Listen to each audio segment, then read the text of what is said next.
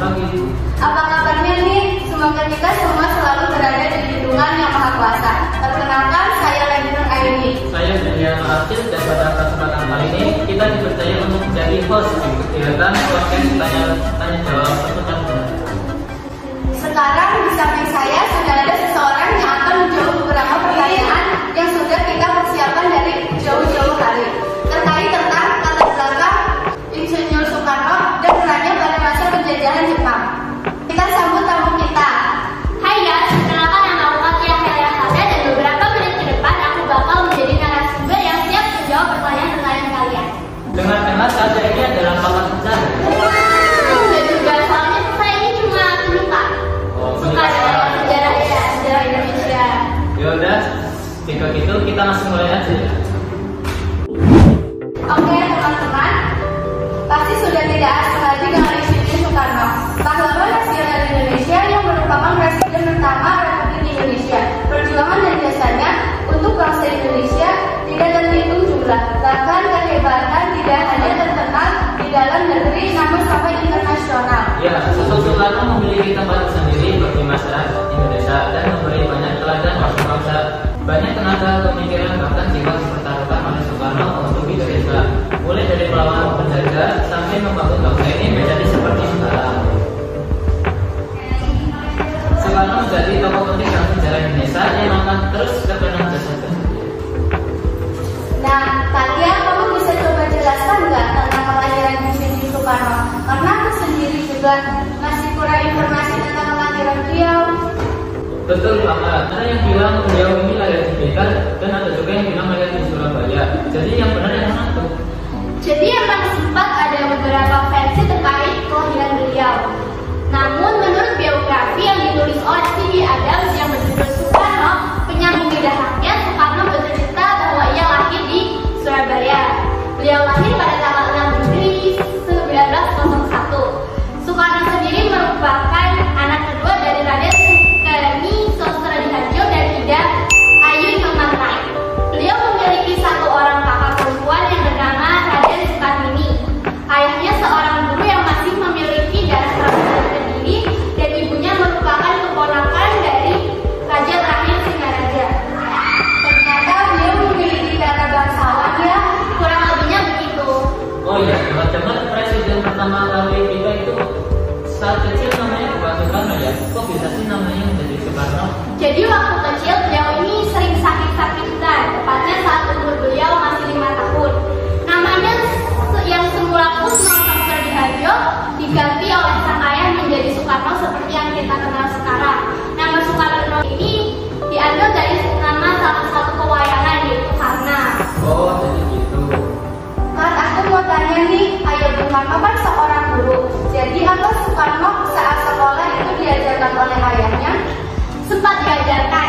Jadi waktu sekolah dasar, beliau pertama kali memang bersekolah di tempat ayahnya bekerja, yaitu East Inland School. Tetapi pada tahun 1911 beliau dipindahkan ke European Leisure School atau ELS. Setelah lulus dari ELS, Soekarno masuk ke Hooger School atau HBS dan berhasil menyelesaikan pendidikannya di sana selama 5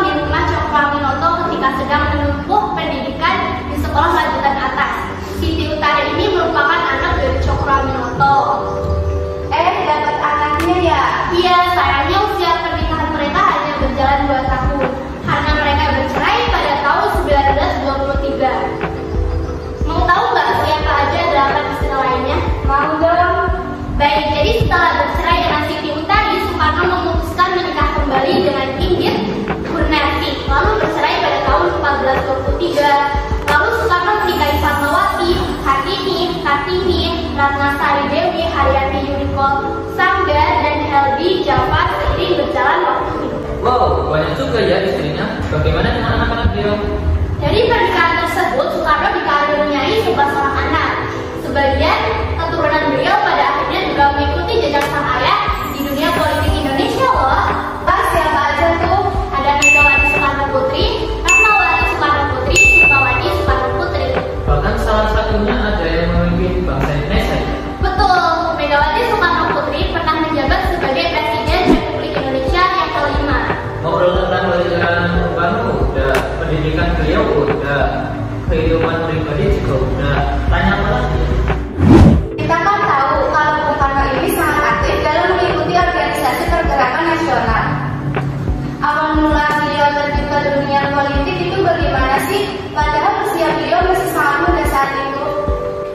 Nah, rasa nasionalisme Soekarno ini sudah mulai tumbuh pesat ketika bersekolah di Surabaya, yang pada saat itu ia tinggal bersama Cokroaminoto.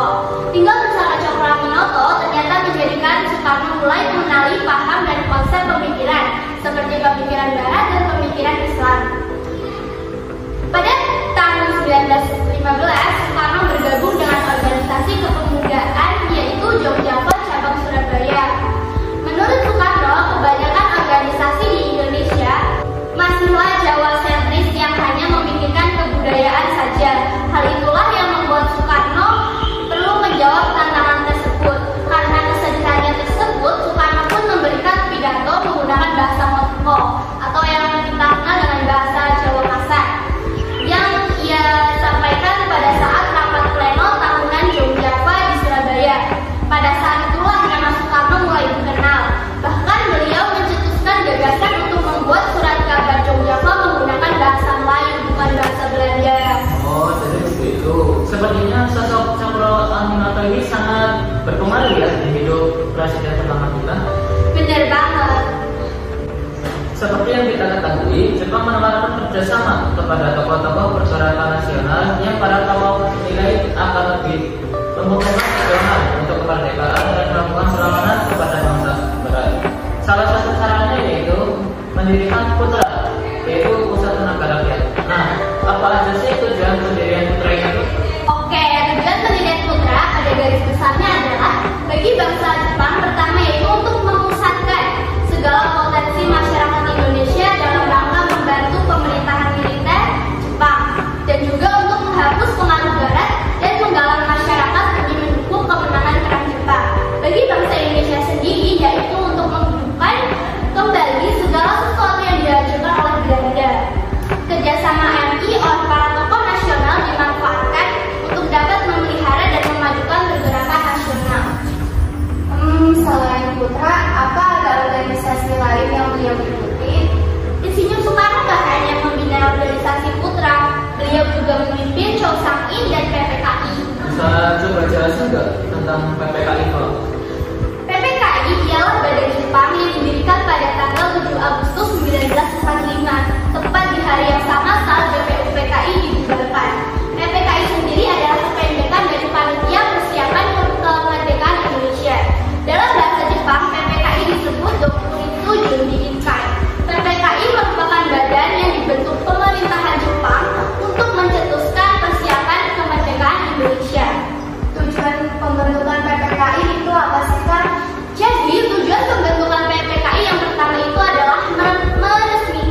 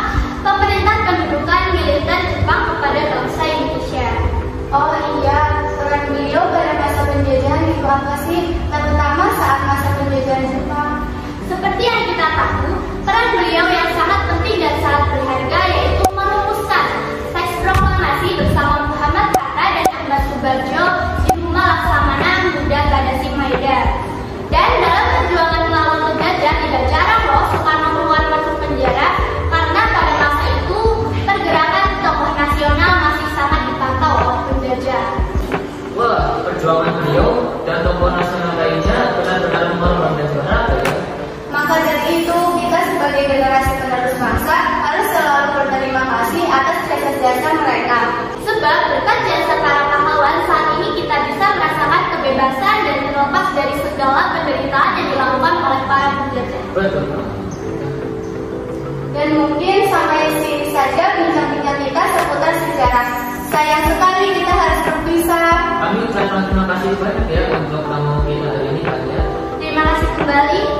Terima kasih juga buat Aisyah sebagai juru kamera di podcast ini. Kami mohon maaf apabila podcast kami masih banyak kekurangannya dan kalian akan lebih baik. Sampai jumpa di lain kesempatan. Wassalamualaikum.